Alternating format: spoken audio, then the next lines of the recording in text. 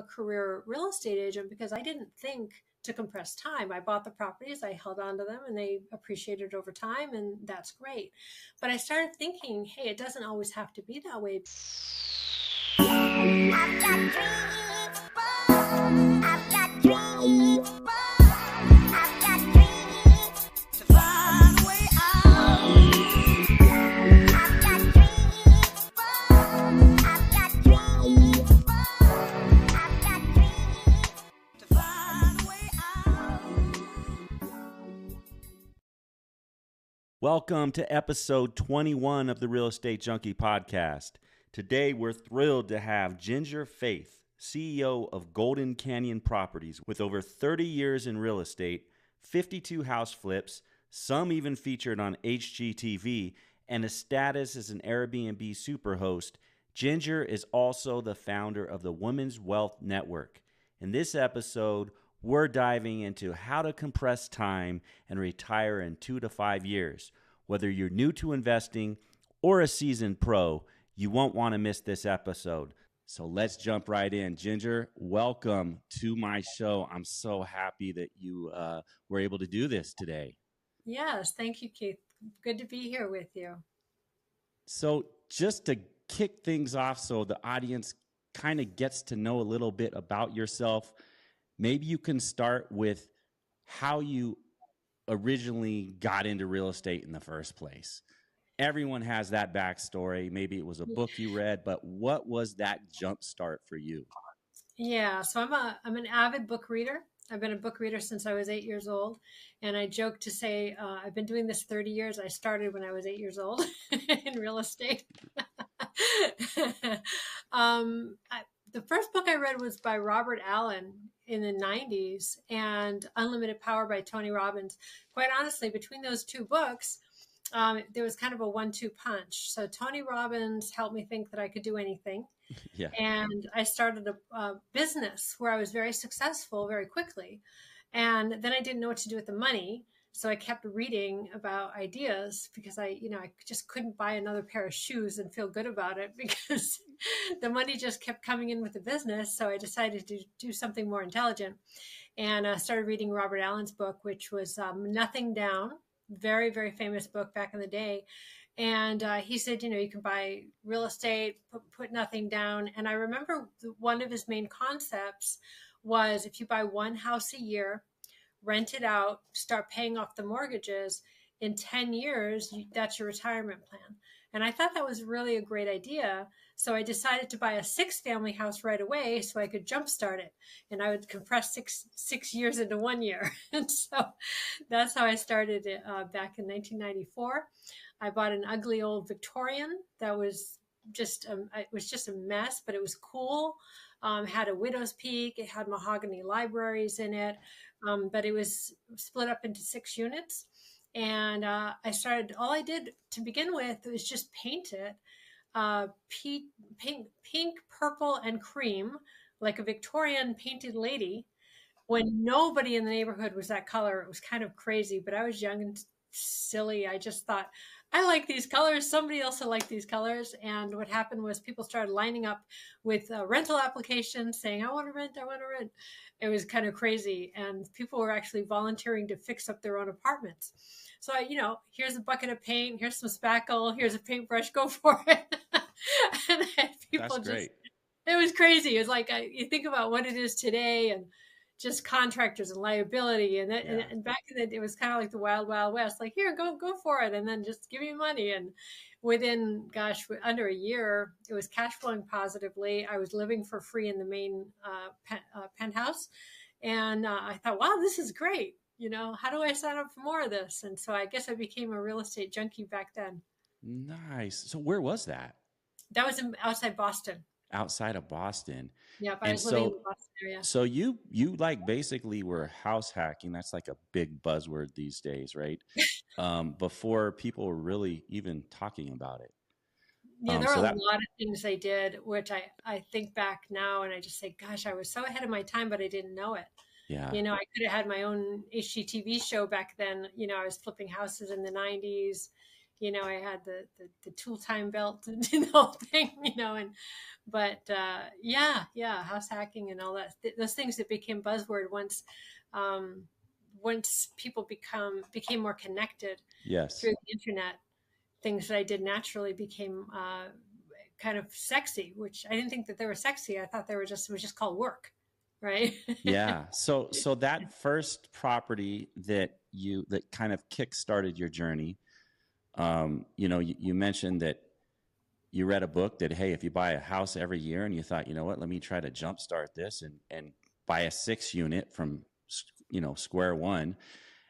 And then you moved forward to flip over 52 houses, and even some of them have been featured on HGTV. So tell me a little bit about that. Well, if you're just always moving and you're always trying to learn and grow and figure things out, things happen. I didn't intend to have my properties on HGTV. It just happened that way. But my first flip was also in 1996, which is a couple of years later, and that was in Brockton, Massachusetts. And then I actually sold everything, moved to California, and became a mortgage broker. So I've been a mortgage broker since 2001, processed and originated over 500 loans during that time. But when the crash happened, everything changed. And Yeah. so I was no longer originating mortgages because there was no money. And so I had to figure out what to do. But at the same time, my clients were coming to me. Now they were going through divorces. They were having job losses. The house values were cut in half. So I started to facilitate short sales at that time. And of course, the REO world was ripe at that time. It was just a crazy time. So I started helping people to short sell, and I also started buying property to renovate and to flip, because that was really the window. So if my career in real estate is characterized by anything, it's flexibility. I'm small enough to be flexible, but it's like, so when flipping was the way to go, that's where I went. When mortgages were going crazy, I went there, and that was really wonderful to learn how to like all the inner workings of banking and how the banking Mm-hmm. system works and underwriting and all that. That was incredibly valuable, which served me well later on when I was actually short selling property. I knew how to deal with the banks anyway, already. And that's when I compressed from 2009 to 2014. I flipped 52 homes. I went up to about 57. I slowed down after that. I did some day trading, took some time off. But that's basically it's about compression. So I would focus on buying apartment houses, then I focused on mortgages, and then focused on short sale flipping and REOs and all of that. Nice. And, I talk to a lot of flippers, and they get to a point where the money's great, but it's still something that you're always chasing. Plus you're paying a ton of taxes, but if you're making more money, of course you're going to be paying more taxes. But it's like a constant grind to, we got to get the next house. Oh, we got to get the next house, Mm-hmm. versus actually holding on to some of these properties. So Right. were you doing that as well to build the Not long-term wealth? Not enough. Not enough. Yeah. I had 10, and that's Okay. not enough, but that's okay. I mean, I didn't need that much, but so I just here and there, I would pick off something that made sense. But at the time, the numbers, I did not have a crystal ball and know what was going to. Some people did, Yeah. some people knew Silicon Valley was going to blow up. Yeah. I didn't. Yeah. At that time, the rents and the mortgages were barely squeaking by. Yeah. And everything just exploded. So obviously, hindsight's 2020. So, but I'm okay. I'm not gonna. Well, I'll tell you, I mean, I've told this story before, but the first flip I ever did was in like literally 2000, end of 2006 into 2007, the worst possible time to buy a fixer upper. Yep. And Yep. I lost a ton of money on it, and basically Yep. was like, okay, I'm never going to do real estate. Real estate's not for me. It just totally turned me off to the whole thing. Yep. But now I look at that house that I like lost so much money on. If I would have just figured out a way to hold on to that for the long term, that house is worth triple what it was in like 2007. It's crazy. Right. And that's the power of real estate that a lot of people just don't realize, that it doesn't take that long for the value to go up. And as long as you're in a situation where, you know, you have renters that are paying the mortgage or more, you're going to be ahead. You just have to hang on. You're going to probably have to have some type of active income while you're waiting for time to be on your side. Like, it's not usually going to be an overnight success story where all of a sudden you own 10 rentals and you're financially free. But let's talk about the main topic that I really want to dive into, because you have a lot of insight on that. And that's how to compress time to retire in 2 to 5 years with real estate investing, because there are so many people out here that I'm sure are listening right now. Maybe they're like 50 years old and they have nothing. Maybe they just own the house they live in, or maybe they don't even own the house they live in and they don't have a retirement. So they're starting off later in life. How can we speed up the time to retire earlier versus later, right? And be financially free. So that's really what I want to hear from you, what your experience is and where your head is on that. Yeah. So Keith, this has started to come to my awareness when I started talking with, I'm always talking about real estate because it's just an interesting topic, right? You're a real estate junkie, just like I'm me. a real estate junkie. Yeah, exactly. And I'm a career real estate person, and I've had, highs and lows. I'm also a real estate entrepreneur, right? If you really look at the reality of the last 30 years. So I'm a business person. I've always had a business and an investor, both. Because I'm a big believer in having both. But I started having, the more I talk to women specifically, but it doesn't matter because it's gender neutral, truly. But I started speaking with women about this idea of retiring with real estate, and they would just like lean in. It's like, how do I do this? How do I do this? They don't know anything about it because they were taught, get a W-2 job. And our whole world has changed so drastically since our parents' generation so quickly. So as people started leaning in, and then I started finding I have a couple of girlfriends who compress time in specific ways, and one of them I know specifically because we're so close, and she knew nothing about real estate, but she's very ambitious, she's very hardworking, very smart, and she's coming to me for advice. But what I saw her do in the window of about 3.5 years is make multiple 7 figures and retire. Now, the truth is, I do not believe in retirement because there are better things to do. What I do believe 100% is in lifestyle design. I love to work. I don't feel happy unless I'm getting my, chewing into something. Problem solving. I agree. Yes. Right? I think that what you're hitting on is just the time freedom, right? To do 100%. things when you want to do them. That doesn't mean you're not going to work just as many hours. It's just you're able to do it when you want to versus at a certain schedule on your life. And I think schedules are like chains, right? Yes, exactly. I've been blessed my whole life. I've never been on a set schedule. Now, there's this old entrepreneur joke that says, I'm self-employed. I pick which 23 out of every 24 hours I want to work. Yes. So true. But the truth is, I never wake up to an alarm. I have a very flexible life. I ease into the days slowly, but then I pick up speed, and I end up always having a lot of productive, wonderful days. But going back to my girlfriend, in 3.5 years, and she was coming to me for advice because she didn't know what she was doing, but she figured it out. And basically, she flipped a 56-unit apartment complex within 3 years. Now, this was her first real estate deal ever? She had done one flip and made 20 grand in Silicon Valley, which is nothing. Okay. Yeah. That's like very in Silicon Valley, that flip didn't go so well. And worked really, really, really hard. Yeah. And then she had done 2 sales as an agent.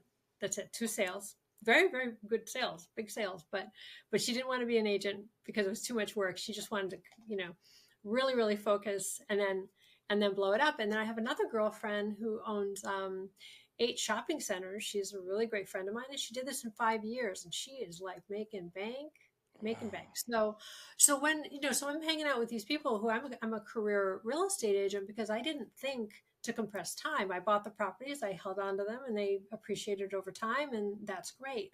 But I started thinking, hey, it doesn't always have to be that way, because the women who are coming to me, they're like you said, they don't have any money. They haven't, they've raised kids. Sometimes they've been in a marriage that's now dissolved. Now they're stressed out. Like, what happened? How did the time go by so quickly? Yeah. And again, like you said, some people are young and ambitious and saying, do I want to buy into the whole, Tim Ferriss kind of was one of the trailblazers back in 2004, talking about, do we want to be always chained to the desk? No, the times have changed. And so I believe that compressing time with real estate is not only possible, but it's a thought process that we can start entertaining this idea and how to do it.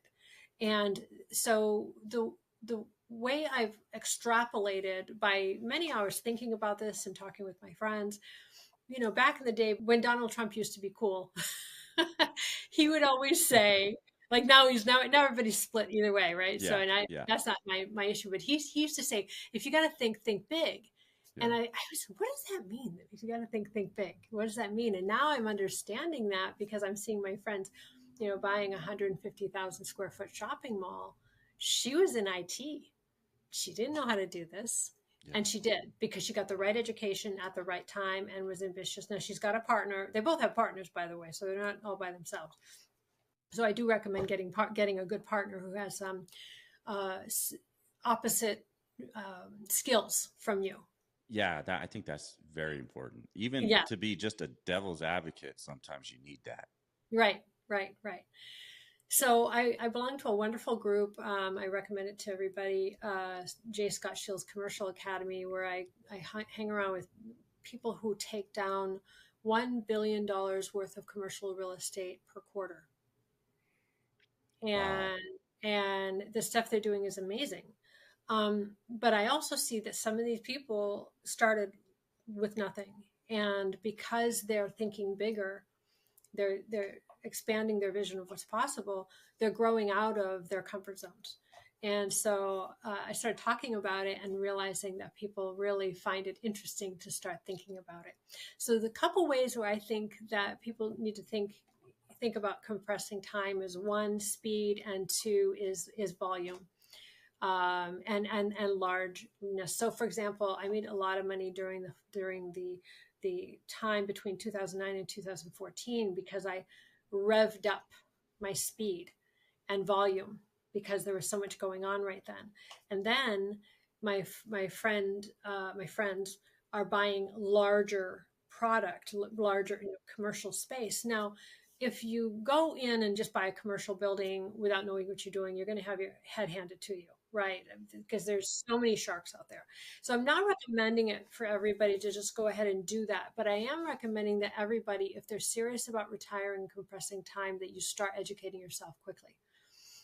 This is a speed game. Money loves movement, right? The people that I'm working with and I'm doing, I just got back from 7 days hanging out with these very, very successful commercial real estate investors, and money likes movement. They're moving, they're figuring it out, they're doing things, they're talking together, they're learning, growing, and doing. And there's an acceleration of energy, and money loves an acceleration of energy. And if you do this, if you decide you're comfortable and you have like kind of a sing-song approach to life, you're going to get sing-song results. But with the energy of the right people and the right education, the right knowledge, and the consistency of focus, I know for sure that you can compress time. You just have to think differently than you did before. You have to think bigger, like you said. Mm-hmm. In the famous words of Donald Trump.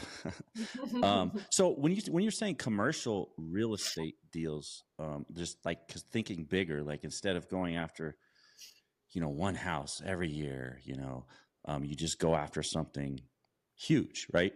And when you're talking about commercial, what type of commercial property are you talking about? Like strip malls, shopping centers, not office space, obviously. Well, that's not obvious. That's not obvious. Right now, okay, what did Warren Buffett say? He said, When others are fearful or something like that, that's when you should. then I'm greedy. Yes. And then when others are greedy, I'm fearful. Yes. Okay, so not office. So it's contextual, right? So not office all the time, anywhere, anyhow. Okay. Again, knowledge, knowing people who know what they're doing, connecting with people who know what they're doing. So the people who make the big money are the people who are counterculture, right? Because they're buying when everybody's selling. Yeah. Yeah, that is true. It happened in 2009. That's why I was flipping It did. property. See, I wasn't flipping property in 2005-06. I was like, these are crazy prices. I'm not gonna. There's no money here. Yeah. And I saw people doing it, but then again, they got their ass handed to them. So, really, so I'm not going to say buy office or not buy office. Be very, very, very careful, and maybe not now. Maybe keep an eye on office. Maybe watch the trend, do the demographics. Because the word on the street, not the street, the word on the inside of this billionaires club is that office will come back, but there may be a long hold time. So can you hold it with either what creative things can you do with that office space until it does come back around? That's one I've seen some pretty creative things. Like some people are making them into residential. Yeah, I'm seeing that. I'm seeing where they're turning them into just like gyms and different types of things that that you wouldn't have even thought of before. I mean, I know somebody that bought this old warehouse and turned it into basically a basketball court that they charge like club teams to play in, and it's packed all the time. It's turned That's into funny. We were just talking about that last week, that there was a basketball type of club like that gave an LOI to one of our people. And he's seriously thinking, he's looking at the numbers saying, hey, this could really work.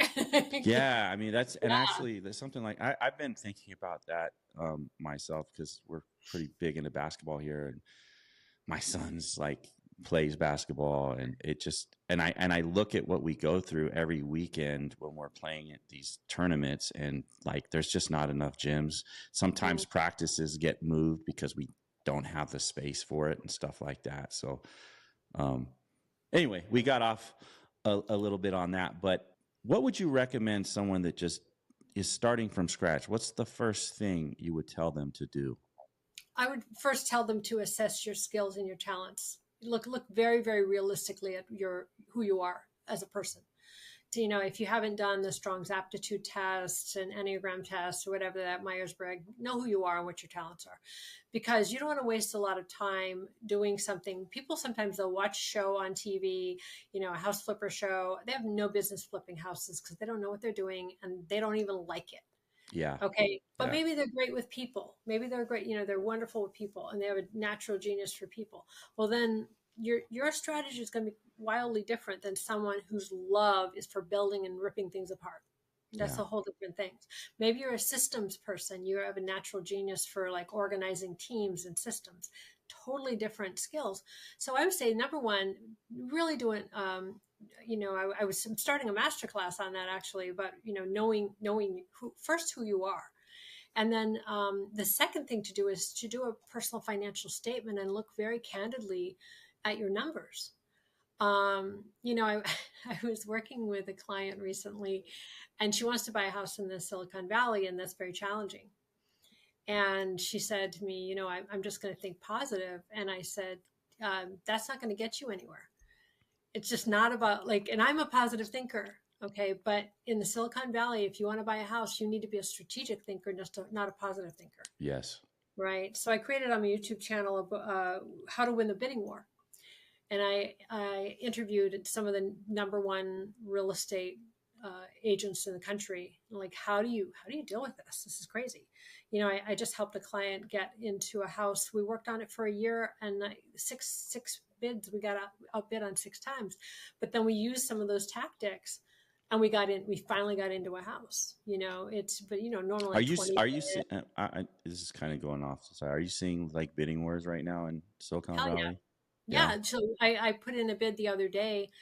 The agent said, "Oh, I have 3 people who are supposed to be bidding," and I checked with him the next day. He said we had 16 offers. Is that because the interest rates are going down? You're I seeing, believe that is exactly the reason. okay. Yeah, yeah. Yeah, that's People are kind of what I'm anticipating predicting here. that. I am seeing a movement right now, and I'm like, okay, this would be a great time to lock something in, because once these interest rates do go down, and we have an election and all these different things, and there's some uncertainty, but we still have a shortage of housing, and more buyers means prices are going to go up. But here's the problem. You don't want to be a lemming. Okay, so this particular house was a small little tiny house. It was bid up over $200,000. This was not a luxury home. Whew. Now, let me give you an example. Let me go backwards. Yeah, that's crazy. Okay, let me tell you that I've had a lot of experience in this. Back in the day when Obama offered an $8,000 credit because he was trying to stimulate people to buy housing, like in 09 or 10 or somewhere around there, where things were kind of limping along. He said anybody gets, $8,000 credit who buys a house. Well, I was short selling a number of houses in a specific area. They went up at the time. Okay, now they're double that, triple that, but I remember very clearly houses that were going on for $275,000 all day long for like a year. They're limping around at $275,000. They were now bid up to $365,000 almost overnight, because Obama offered an $8,000 tax credit. Things were bid up over $75,000. Yeah. Now, as soon as that tax credit was withdrawn, everything flattened out. Okay, it was just a momentary thing because we're in Silicon Valley and everything got crazy out. But there was a resting period. So the people who went crazy, I mean, they did okay in the long run if they held on to it. But it's very interesting. There's a psychology that we need to be aware of. And that's why, greedy when people are fearful when people are greedy, right? So it's something that people who are in the know watch out for, that we're not just jumping, we're doing our numbers very strategically and making sure that, but again, to your point, if the rates are high and the numbers work, it doesn't matter, because, what do they say? You're buying the house and dating the rate, right? So, yeah. right. Because the rate can, rate will change, but whatever you buy that for. So just be aware of overbidding, especially if you're going to be flipping or investing. You can't afford to be Absolutely. I mean, what another saying is, you make money when you buy real estate, not when you sell it. So you get a good deal from the very beginning. That's where you make your money, especially if you can factor in the future, right? Future appreciation and everything else. There's a lot of mentorship programs and groups that are out there, a lot of them that charge thousands of dollars to be, a part of. And there's a lot of scams that are out there too, right? So what would you recommend to someone getting started that's trying to find their place, their spot, of what to watch out for and which ones to lean in on? Okay. The first thing is just get your education. Number one, get your education. Podcasts like this, go on YouTube, start learning, go to real estate investment clubs. Those are very valuable. I agree. What I have noticed that in real estate investment clubs, you really do have to be careful, because sharks do go there specifically for the guppies. Yeah. So I've seen it over and over again, especially, it's more often than I like to admit, it's the teachers, the ones up on stage, that end up, getting people to trust them. And then they end up scalping or hurting them. Mm-hmm.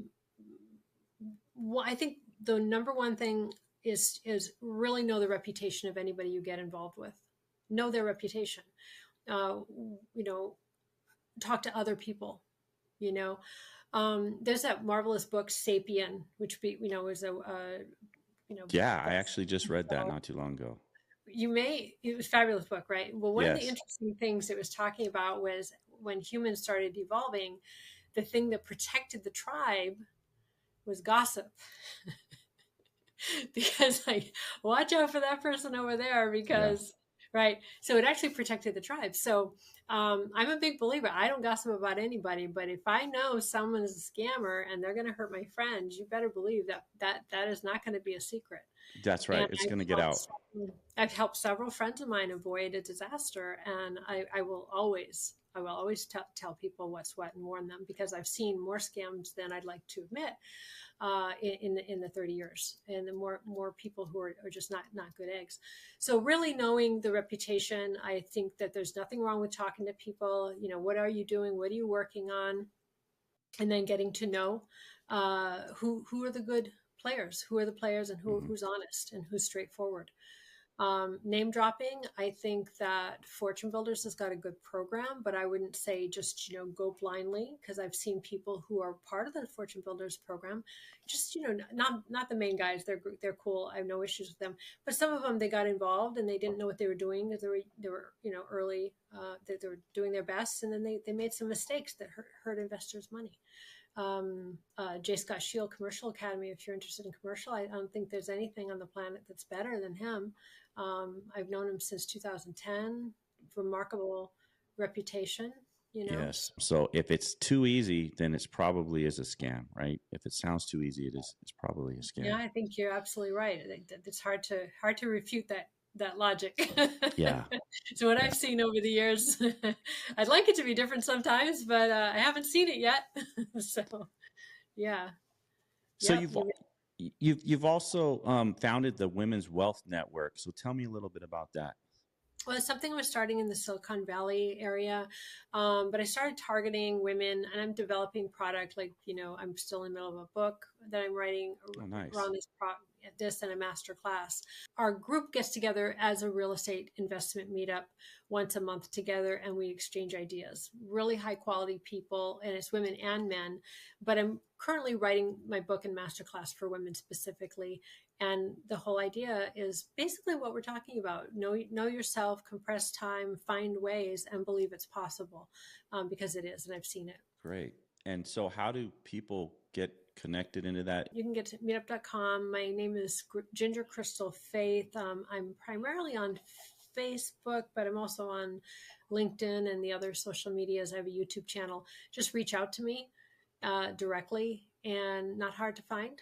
And then we can hook you up. Well, I'll definitely put some links with this podcast when we push it out, so people can get a hold of you that way.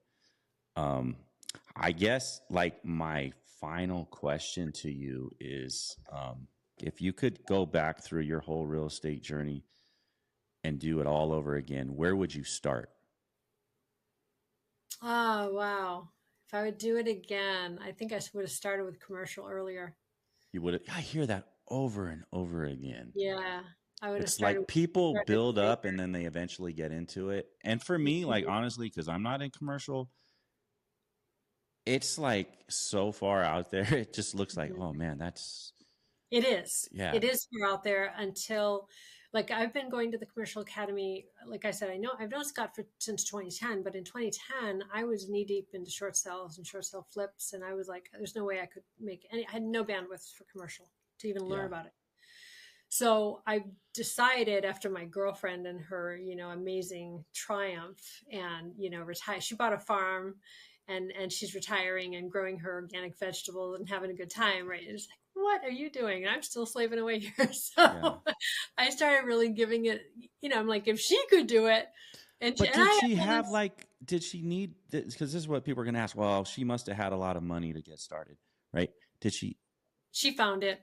She found it. So that's the key. She found it. And yes, you can find money. it. She found it. It was not her money, but she found it. She had some. So would you say the hardest part is finding the deal or finding the money? The deal. The deal. So I always say if you find the right deal, the money will come.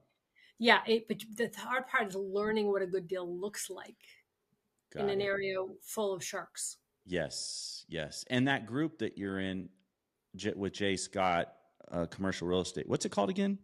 𝐂𝐲𝐧𝐬𝐴 Commercial Academy. So that's a place that you could learn how to find a good deal, right?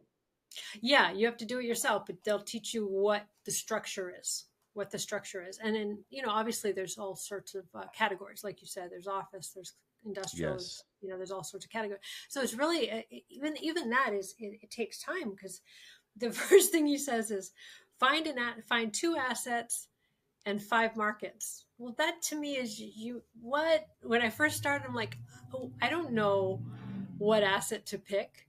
Like, I don't know anything, right? So even that, you can't just snap your fingers and say, I'm going to do, an office building. I don't know the first thing about an office building.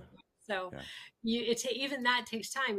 You start talking to people who own office building. What's it like? You start reading it, okay, what are the numbers like? Oh, it used to be sold for $1 billion. Now if it's for 23 million. Oh, I still don't have 23 million. So it's a learning. And it's been 1 year. I have not purchased any commercial real estate. I did back in 2010. But I did it as in partnership with a few other people. So it wasn't like I was spearheading it.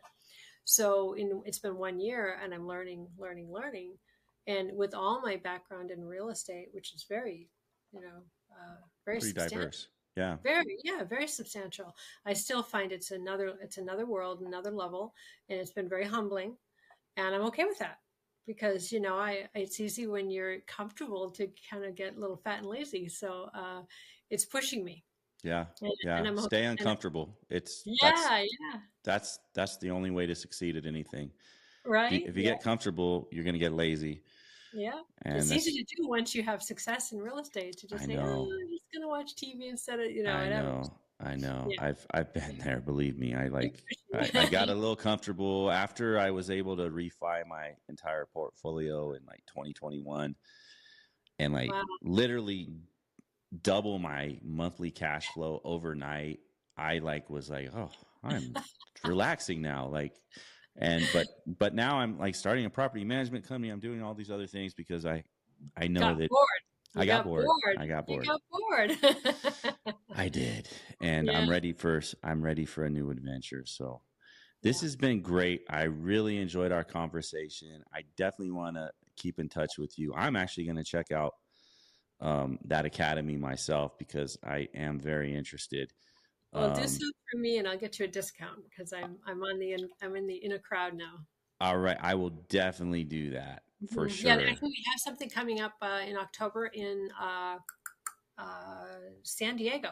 Nice. I love San Diego. So I'll be there. There. And so if that's something you want to do, let me know, and I'll give you a link to get you I think it's 40 or 50% discount on the 3-day weekend class. Nice. Yeah, I will. And is that something I could share with my listeners too? Yeah. Okay. Yeah. Okay. Because I think that'd be great. I know there's people out there listening right now, and they're like, "Oh, I want to go to that." Yeah. And then definitely meet me.